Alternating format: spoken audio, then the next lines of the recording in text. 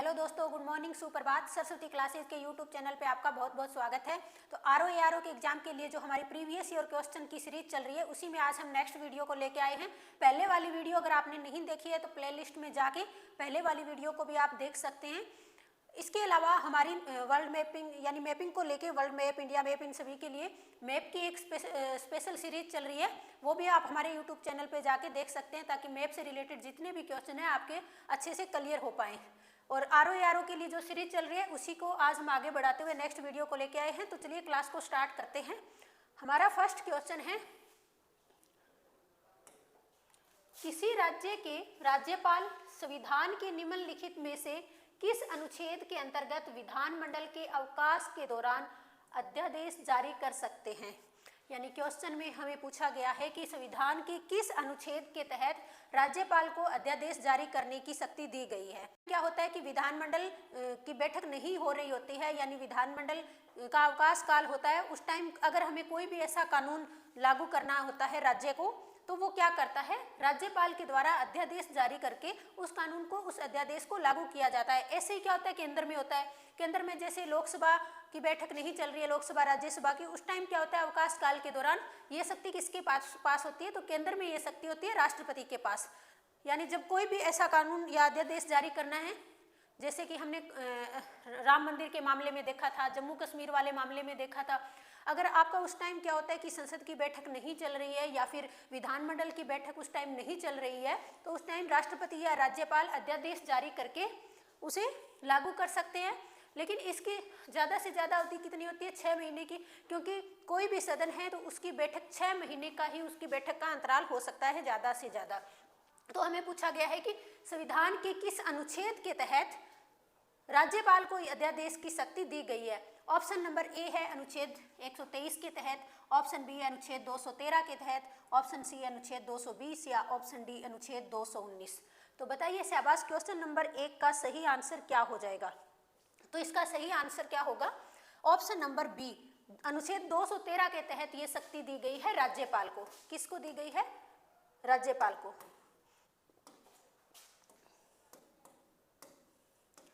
अगर हम बात करें कि केंद्र में जो शक्ति दी गई है राष्ट्रपति को, तो वो किस अनुच्छेद के तहत दी गई है, अनुच्छेद 123 के तहत। ये किसको मिली हुई है, राष्ट्रपति को।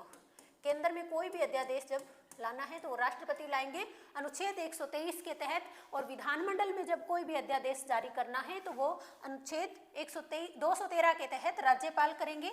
ये दोनों ही आप याद रखेंगे, राष्ट्रपति को अनुच्छेद 123 के तहत ये शक्ति मिली है और राज्यपाल को 213 के तहत। ऑप्शन नंबर बी इसका सही आंसर हो जाएगा। नेक्स्ट क्वेश्चन हम देख लेते हैं। क्वेश्चन नंबर 2 है, भारतीय संविधान के किस अनुच्छेद में केंद्र शासित प्रदेशों के लिए उच्च न्यायालय का प्रावधान है। केंद्र शासित प्रदेश जैसे दिल्ली, पुदुचेरी, चंडीगढ़, लक्षद्वीप, अंडमान निकोबार द्वीप समूह और कौन कौन से हैं, जम्मू कश्मीर है, लद्दाख है, दमन द्वीप और दादरा नगर हवेली। तो भारत में टोटल कितने केंद्र शासित प्रदेश है, तो वो है 8। पहले इनकी संख्या कितनी थी, 7 थी। उसके बाद जम्मू कश्मीर और लद्दाख को जब बनाया गया तो इनकी संख्या हो गई 9। लेकिन उसके बाद दादरा नगर हवेली और दमन द्वीप को मर्ज करके एक ही केंद्र शासित प्रदेश बना दिया गया, तो अब इनकी संख्या कितनी हो गई है, 8। और केंद्र शासित प्रदेशों के लिए उच्च न्यायालय का प्रावधान किस अनुच्छेद में है। ऑप्शन देख लिए, अनुच्छेद 240, ऑप्शन बी अनुच्छेद 241, ऑप्शन सी अनुच्छेद 242 या ऑप्शन डी अनुच्छेद 239। क्वेश्चन नंबर 2 का आप सही आंसर बताएंगे, किस अनुच्छेद में है। तो सबसे पहले तो हम देख लेते हैं कि कौन सा केंद्र शासित प्रदेश है जहां पे उसका केंद्र शासित प्रदेश का अपना उच्च न्यायालय है। तो केवल दिल्ली ही ऐसा केंद्र शासित प्रदेश है जिसके पास अपना उच्च न्यायालय है, और ये अनुच्छेद 241 के तहत, अनुच्छेद 241 के तहत केंद्र शासित प्रदेशों में उच्च न्यायालय का प्रावधान है। नेक्स्ट क्वेश्चन देख लेते हैं। क्वेश्चन नंबर 3 है, भारत में नीति आयोग की स्थापना जनवरी 2015 में कैसे की गई थी। बताइए शाबाश, नीति आयोग की स्थापना किसके स्थान पर की गई थी, तो ये की गई थी योजना आयोग के स्थान पर। योजना आयोग के स्थान पर की गई थी जनवरी 2015 में। तो कैसे की गई थी देख लेते हैं। ऑप्शन ए है राष्ट्रपति के द्वारा जारी अध्यादेश से की गई थी। ऑप्शन बी है संसद के एक अधिनियम से की गई थी। ऑप्शन सी है संघीय मंत्री परिषद द्वारा पारित एक विशिष्ट प्रस्ताव से की गई थी। ऑप्शन डी है उपरोक्त में से कोई नहीं। तो बताइए शाबाश, नीति आयोग की स्थापना कैसे की गई थी? नीति आयोग के अध्यक्ष प्रधानमंत्री होते हैं और इसके उपाध्यक्ष कौन है? इसके उपाध्यक्ष है डॉक्टर सुमन बेरी। इन्होंने राजीव कुमार का स्थान लिया है। सुमन बेरी वर्तमान में इसके उपाध्यक्ष है, नोट कर लीजिए आप ये। वर्तमान में डॉक्टर सुमन बेरी इसके उपाध्यक्ष है और इससे पहले कौन थे? राजीव कुमार, और ये तीसरे उपाध्यक्ष हैं। और प्रथम इसके उपाध्यक्ष थे अरविंद पनघड़िया। प्रथम उपाध्यक्ष कौन थे? लिख लीजिए ये भी, अरविंद पनघड़िया। कई बार ये क्वेश्चन पूछ लिया जाता है कि नीति आयोग के प्रथम उपाध्यक्ष कौन थे, तो वो थे अरविंद पनघड़िया। दूसरे राजीव कुमार थे और तीसरे सुमन बेरी हैं जो वर्तमान में हैं। और 2015 में जब इसकी स्थापना की गई थी तो संघीय मंत्री परिषद द्वारा पारित एक विशिष्ट प्रस्ताव के द्वारा, संघीय जो मंत्री परिषद है उसके द्वारा एक विशिष्ट प्रस्ताव पारित किया गया था और उसी के द्वारा नीति आयोग की स्थापना योजना आयोग के स्थान पर की गई थी। योजना आयोग के द्वारा जो पंचवर्षीय योजनाएं लागू की गई थी, 12वीं पंचवर्षीय योजना चल रही थी जिस टाइम नीति आयोग की स्थापना की गई थी। और योजना आयोग की स्थापना कब हुई थी? योजना आयोग की स्थापना हुई थी 1950 में। ये भी नोट कर लीजिए, 15 मार्च 1950 को योजना आयोग की स्थापना हुई थी और जनवरी 2015 में हुई थी नीति आयोग की स्थापना। ऑप्शन नंबर सी इसका सही आंसर हो जाएगा। संघीय मंत्री परिषद द्वारा पारित एक विशिष्ट प्रस्ताव से इसकी स्थापना हुई थी। नेक्स्ट क्वेश्चन देख लीजिए, क्वेश्चन नंबर 4 है, भारतीय अर्थव्यवस्था किस प्रकार की अर्थव्यवस्था है? भारतीय अर्थव्यवस्था किस प्रकार की अर्थव्यवस्था है? मिश्रित अर्थव्यवस्था है, समाजवादी अर्थव्यवस्था है, पूंजीवादी अर्थव्यवस्था, गांधीवादी समाजवादी अर्थव्यवस्था। पूंजीवादी अर्थव्यवस्था कौन सी है? जैसे अमेरिका की अर्थव्यवस्था है। समाजवादी, इसमें हम रूस को शामिल कर सकते हैं, रूस है। और मिश्रित अर्थव्यवस्था, ये भारत की अर्थव्यवस्था। मिश्रित अर्थव्यवस्था यानी इसमें पूंजीवादी और समाजवादी दोनों ही शामिल होते हैं, तो ये मिश्रित अर्थव्यवस्था यानी ऑप्शन नंबर ए सही आंसर हो जाएगा। भारतीय अर्थव्यवस्था मिश्रित अर्थव्यवस्था है। नेक्स्ट क्वेश्चन हम देख लेते हैं, क्वेश्चन नंबर 5 है, भारतीय लघु उद्योग विकास बैंक का मुख्यालय यानी सिडबी का मुख्यालय कहाँ पे है, ये हमें बताना है। फर्स्ट ऑप्शन है गाजियाबाद में, ऑप्शन बी है लखनऊ में, ऑप्शन सी है नई दिल्ली में, या ऑप्शन डी मुंबई में। अधिकांश बच्चे इस क्वेश्चन का आंसर इसलिए गलत करके आ जाते हैं क्योंकि उन्होंने बहुत सारे बैंकों का मुख्यालय कहाँ पड़ा होता है? मुंबई में। लेकिन हमें बताना भारतीय लघु उद्योग विकास बैंक का मुख्यालय जो मुंबई में नहीं है, लेकिन 3 ऑप्शन और भी है, गाजियाबाद, लखनऊ और नई दिल्ली। बताइए शाबाश, कहाँ पे हो जाएगा? क्वेश्चन नंबर 5 का सही आंसर बताइए। एस रमन अभी इसके अध्यक्ष हैं, एस रमन, और इसका मुख्यालय उत्तर प्रदेश के लखनऊ में है। ऑप्शन नंबर बी इसका सही आंसर हो जाएगा, लखनऊ में। सिडबी का मुख्यालय कहाँ पे है? लखनऊ में।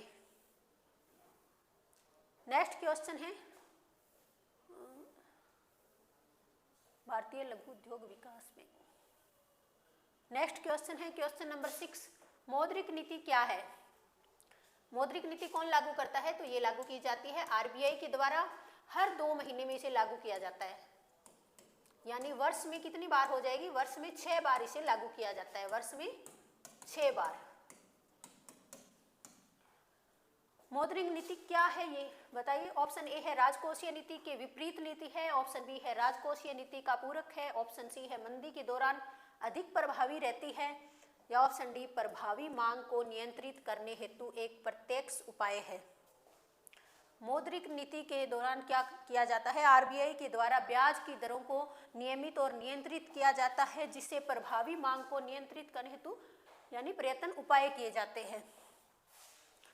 ऑप्शन नंबर डी इसका सही आंसर हो जाएगा। मौद्रिक नीति प्रभावी मांग को नियंत्रित करने हेतु एक प्रत्यक्ष उपाय है। नेक्स्ट देख लीजिए, क्वेश्चन नंबर 7 है, मुद्रास्फीति अर्थव्यवस्था के निम्नलिखित वर्ग हेतु लाभकारी है। मुद्रास्फीति जो है वो किसके लिए लाभकारी है? मुद्रास्फीति यानी बाजार और अर्थव्यवस्था में पैसे का अधिकता हो जाना पैसे की, तो ये किसके लिए लाभकारी होती है? लेनदार के लिए, बॉन्ड एवं प्रतिभूतियों में निवेशक के लिए, देनदार के लिए या उपभोक्ता के लिए। तो मुद्रास्फीति में जब पैसा आसानी से मिलने लगता है तो ये लेनदार के लिए आसान हो जाएगा और देने वाले के लिए मुश्किल हो जाता है। लेनदार के लिए आसान इसलिए हो जाता है क्योंकि उसको पैसा मार्केट से आसानी से मिल जाता है और कम ब्याज दर पे भी मिल जाता है। तो ऑप्शन नंबर ए इसका सही आंसर हो जाएगा। मुद्रास्फीति लेनदार के लिए अच्छी होती है। ऑप्शन नंबर 8 है, अंतर्राष्ट्रीय मुद्रा कोष के ऋणों का उपयोग निम्नलिखित में से किस उद्देश्य के लिए किया जाता है? अंतर्राष्ट्रीय मुद्रा कोष कब स्थापना हुई थी उसकी? 1945 में।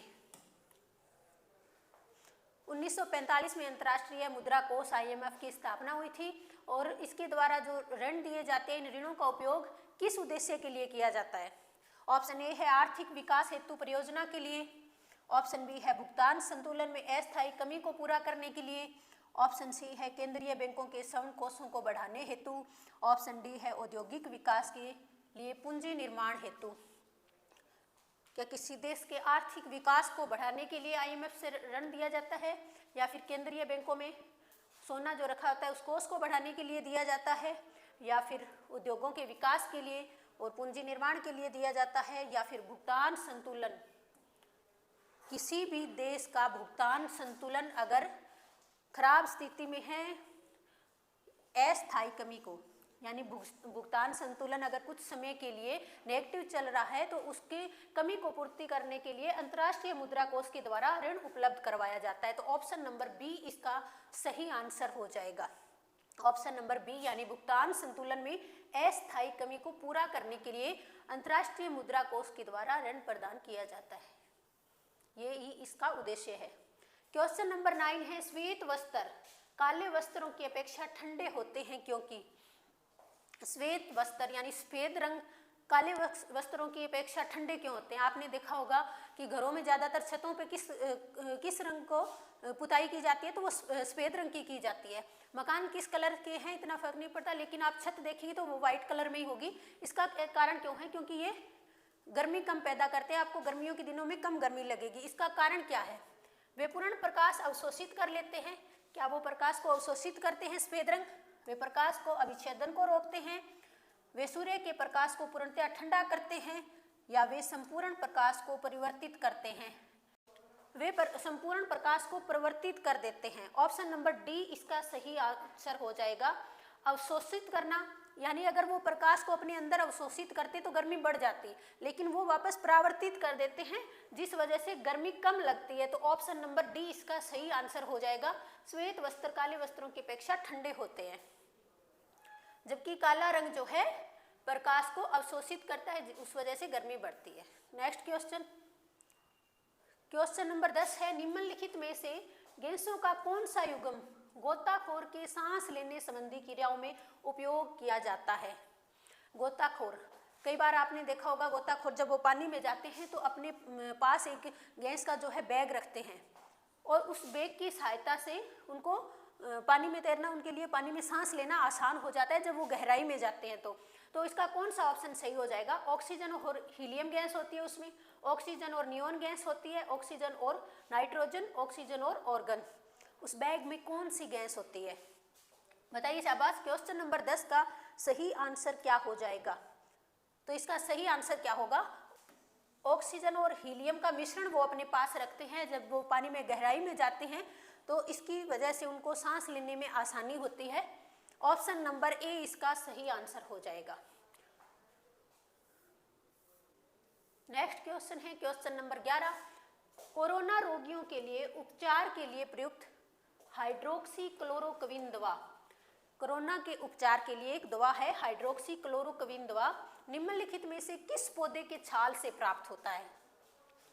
ऑप्शन ए है अश्वगंधा, ऑप्शन बी है सर्पगंधा, ऑप्शन सी है सिनकोना, या ऑप्शन डी एलोवेरा। तो किस पौधे की छाल से प्राप्त होता है? जैसे मलेरिया के उपचार के लिए किसका उपयोग किया जाता है, किसकी छाल का उपयोग किया जाता है? तो वो किया जाता है सिनकोना की छाल के। सिनकोना की छाल से किसकी दवा बनती है? मलेरिया की।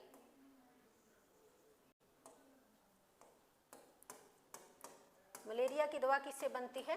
सिनकोना की छाल से। उसी प्रकार इसका उपयोग और किस में किया जाता है सिनकोना की छाल का? तो ये किया जाता है कोरोना रोगियों के लिए दवा बनाई जाती है। हाइड्रोक्सी क्लोरोक्विन दवा बनाने के लिए सिनकोना छाल का उपयोग किया जाता है।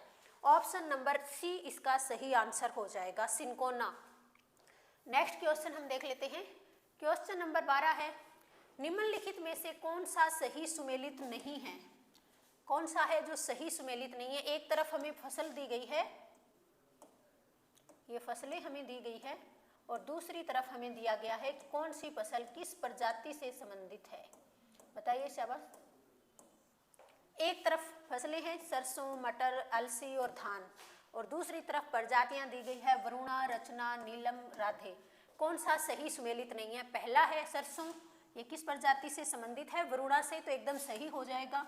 दूसरा है मटर, ये रचना प्रजाति से संबंधित है। तीसरा है अलसी, ये नीलम प्रजाति से संबंधित है। चौथा है धान, ये राधे प्रजाति से, तो ये गलत हो जाएगा। राधे प्रजाति किससे संबंधित है? तो ये संबंधित है चना से, चने की फसल से संबंधित है राधे की प्रजाति। ऑप्शन नंबर डी इसका सही आंसर हो जाएगा। धान राधे से संबंधित नहीं है, राधे प्रजाति से चना संबंधित है। बाकी तीनों के तीनों सही है। सरसों वरुणा प्रजाति से, मटर रचना प्रजाति से, अलसी नीलम प्रजाति से। नेक्स्ट क्वेश्चन देखिए, खेती के लिए फसल चक्र का क्या महत्व है? फसल चक्र यानी फसलों को बदल बदल कर बोना, एक फसल के बाद दूसरी, फिर तीसरी, फिर एक ही फसल को बार बार नए बोना, तो इसका क्या महत्व होता है? ऑप्शन ए है इससे उत्पादन में वृद्धि होती है। ऑप्शन बी है मृदा की उर्वरकता संरक्षित रहती है। ऑप्शन सी है मृदा का कटाव कम होता है। ऑप्शन डी उपरोक्त सभी। तो कौन सा इसमें से सही हो जाएगा?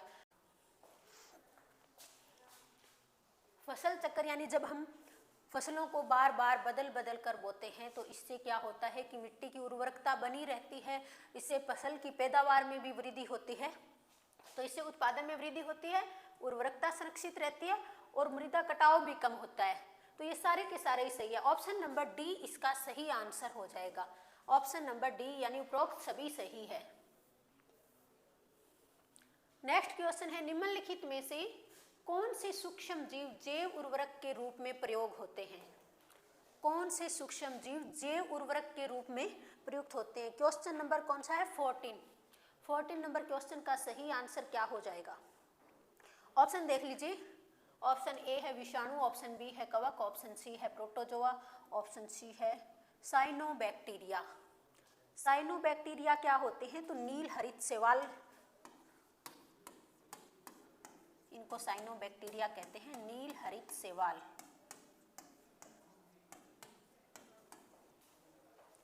जीव जैव उर्वरक के रूप में प्रयोग होते हैं। कौन से जीव है जो जैव उर्वरक के रूप में प्रयुक्त होते हैं? तो ये है साइनोबैक्टीरिया यानी नील हरित शैवाल। ये जीव जो हैं जैव हरित शैवाल के रूप में प्रयुक्त होते हैं। साइनोबैक्टीरिया भी हो सकता है या नील हरित शैवाल, कुछ भी लिखा आ सकता है, कंफ्यूज नहीं होना है। क्वेश्चन नंबर 15, कुसुम एक तिलहनी फसल है, इसका वैज्ञानिक नाम क्या है? कुसुम एक तिलहनी तिल की फसल है, इसका वैज्ञानिक नाम क्या है? ग्लाइसिन मैक्स, रिसिनस कम्युनिस, कार्थेमस टिक्टोरियस या बंसी टॉप। क्या नाम होगा इसका? वैज्ञानिक नाम क्या होगा? Question number 15। तो इसका सही आंसर हो जाएगा कार्थेमस टिक्टोरियस। कार्थेमस टिक्टोरियस कुसुम जो एक तिलहनी फसल है उसका वैज्ञानिक नाम है। तो आज की क्लास में हमने आरओ के प्रीवियस ईयर क्वेश्चन से 15 क्वेश्चन जो है कंप्लीट कर लिए हैं। ये सीरीज हमारी आगे ऐसे ही चलती रहेगी क्योंकि 10 से 15 सालों में जितने भी प्रीवियस ईयर क्वेश्चन पूछे गए हैं वो सारे हम कंप्लीट करेंगे। तो जो भी बच्चे आरओ 2023 देना चाहते हैं वो हमारे चैनल से जुड़ सकते हैं। हमारे चैनल को सब्सक्राइब कर लीजिए ताकि हमारी आने वाली सारी वीडियो आप तक पहुँचती रहे। तो नेक्स्ट वीडियो में फिर मिलेंगे, तब तक के लिए धन्यवाद।